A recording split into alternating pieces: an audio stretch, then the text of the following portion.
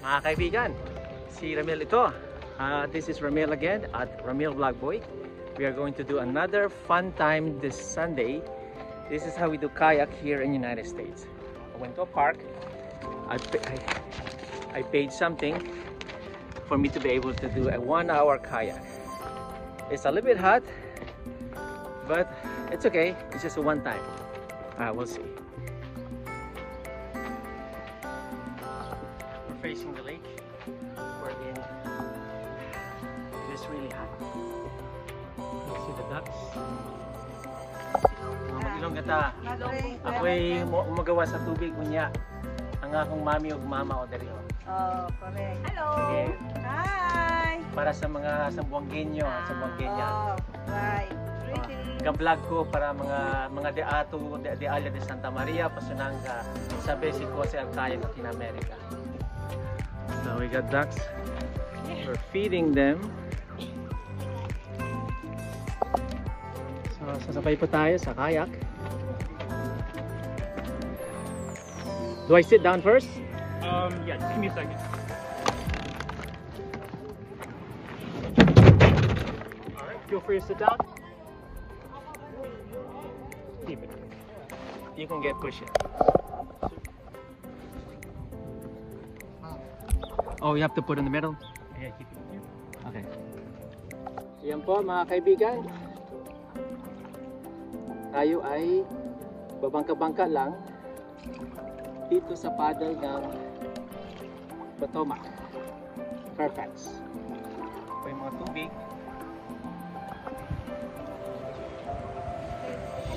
On the lake, we can also see some Hi! other What's your activities vlog like for the today? paddling, single, the dual, and these are my friends right there.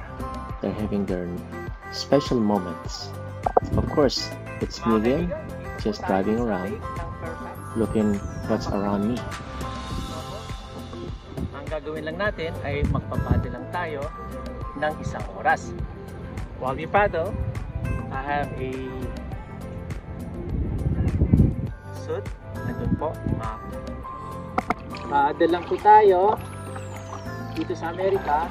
Nakikita natin lahat ang mga kagandahan ng karagatan. Karagatan ay wala po rito dahil these are all lakes. Water. Lakes are puddle of water around a body of land. Pasensya na ba kayo? Ano mga pinagsasabi ko? But I am just paddling myself, enjoying what's around me. I see ducks, I see algae, I see trees. There is no outlet. It's just a circular section of the lake where you can go. I try not to touch any woods because there's a perimeter so you don't get stuck. So they make sure the area is safe. So this is the pier where the picnic area was. I attended some of them, but they don't mind as long as you paddle yourself, you enjoy, and just having a good time.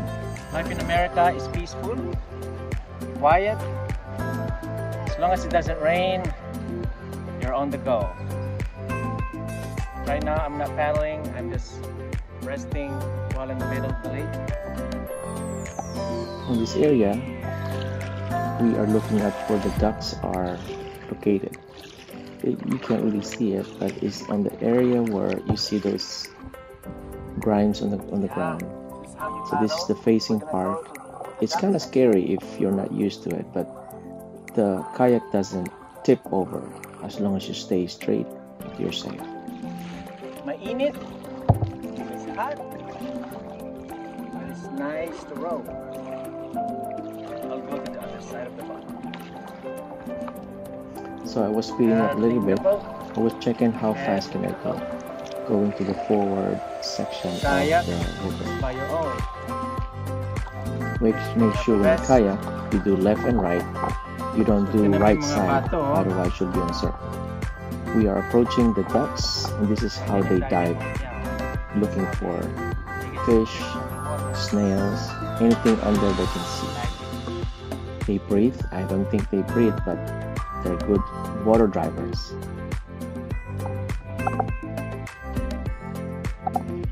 The ducks are around me.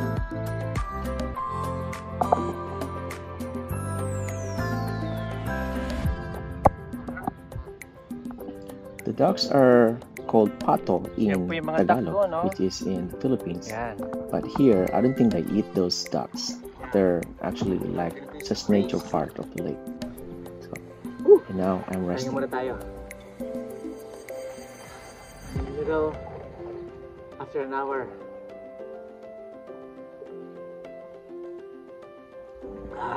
Sarap. Sarap ng tubig. Alright. I got 15 more minutes before I can relax. So that's my venture. If you want to do it again, there's more kayak here and the surrounding. This is Ramil Vlog Boy. Just for video is intended for the Filipinos, so you know what it looked like here in America during your vacation time. Thank you once again for all the Vlog Boy subscriber. If you have any requests where you want me to go, maybe spaceship, airplane, under the sea, bahala na kayo. Joke lang.